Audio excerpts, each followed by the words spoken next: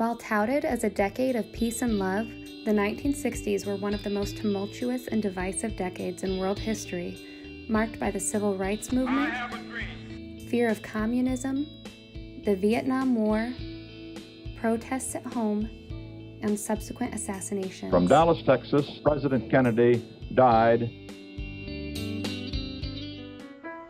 Heartache was experienced in our church, too, as on October 6, 1963, Bishop G.B. Rao passed away. He had been in poor health, but said that he just wanted to wash the feet of Jesus one more time and wanted to attend that morning's communion service. After washing the feet of his son Worthy, he collapsed. I remember when Brother Rao passed away, we were having communion. The day at Feet Worship and Communion when the late Bishop Rao fell over and passed away. We were just all aghast when they brought him out of the room that he was in, and they had called the ambulance and they took him out on a stretcher. That was so sad. That was ingrained in my memories. And that's the last we saw it now. Another precious saint well remembered was Sister Sylvia Powell. Sister Powell's testimonies back then were really fantastic to us young ones because we loved to watch her walk the aisle, and she would clap her hands, and at one point she clapped her hands and threw her elbows a little bit to the side and bopped me right upside the head during one of her testimonies, something I've never forgotten. Sister Powell lived at Apostolic Temple Church back in one of the current offices. She had her bedroom. She used that little restroom as her bathroom, and in the used to be a copy room under the baptismal. There was a bathtub that she took her baths in, and her study was the countertop table in the kitchen. And I always remember she always had her Bible laid open and she was always studying. She also did the cleaning and the maintenance of the church. And the Lord prompted me, well, I'm going to come and help you.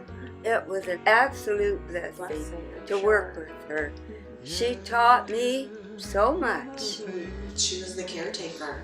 She always had this big old wad of keys on her left hip that she would walk, and you could hear her coming with the jingle jangle. She always welcomed you into her home. She loved taking care of people in her home. She would make Sister Powell cookies and give them away. They're a nice size, and sometimes there were things in there you weren't expecting, but they were always received with love and with fond memories of those cookies.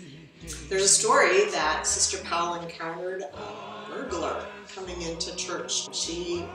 It's been told to me that she just broke out in tongues and scared him right out the door.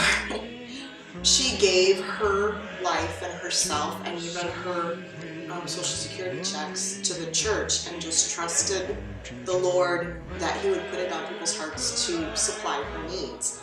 She gave her whole life was to the church. On Palm Sunday, April 12, 1965, tornadoes swept the area. In Indiana, 137 people were killed and 1,200 injured. Sister Pat Winger recalls her memories from that day. A Palm Sunday tornado came down our road, took out every house on the road, it cut to the top of the hill, took out that house, and the tornado split and went across the field, and our house was left safe.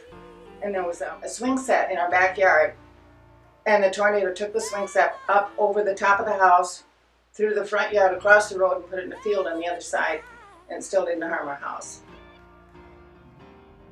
In 1970, Bishop Worthy Rao asked for key apostolic ministers to come together to study the feasibility of a worldwide fellowship under the vision that they all may be one. And so began the Apostolic World Christian Fellowship. In 1978, the Michiana area experienced a blizzard that no one will forget, with up to 30 inches of snow in some places with high winds. Many schools and businesses were closed for 2 weeks following the snowfall. We lived on Ironwood, and I remember walking in the street, the 4 or 5 blocks to church, to have church service on Sunday morning. I believe it was Donnelly Proctor got his snowmobile and picked up Bishop Rao and brought him to church. And I was freaking out because it was my dad and I had a conversation, and he's like, you know, you're going to have to play the piano if nobody else comes. I was like 7 or 8 years old and had barely could peck a number and needed the music. So I was totally relieved when Sister Mary also showed up and she could play the piano. But not a lot of people there, but we still had church in the snow. In August of the same year, we broke ground on a retirement village, Peace Manor, at a large section of property we owned on Inwood Road. My grandpa always wanted a home for the widows because we had so many widows in our church and they had no place to stay, basically. I mean, you know, they couldn't get to church maybe if they lived where they lived. And so that was the real beginning of the whole project out there at Peace Manor, was a place for the widows. Just as visions were being fulfilled at Apostolic Temple, our country was also developing, growing, and changing in new and exciting ways. We sent a man to the moon. Jim Henson brought Sesame Street to living rooms across America. Although everyone thought he was crazy, Walt Disney brought his dreams to life and made them ours with a new world on 27 acres in the middle of Florida swampland. Personal computers were born, and the long Vietnam War finally drew to a close.